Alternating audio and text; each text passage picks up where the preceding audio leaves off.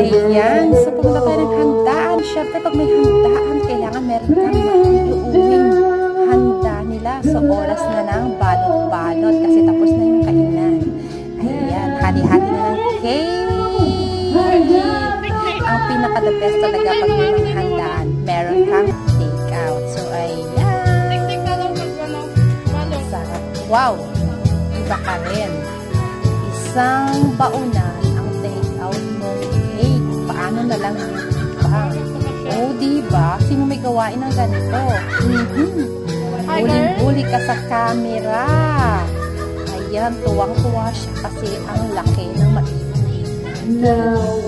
Diba ka, girl? Sige nga.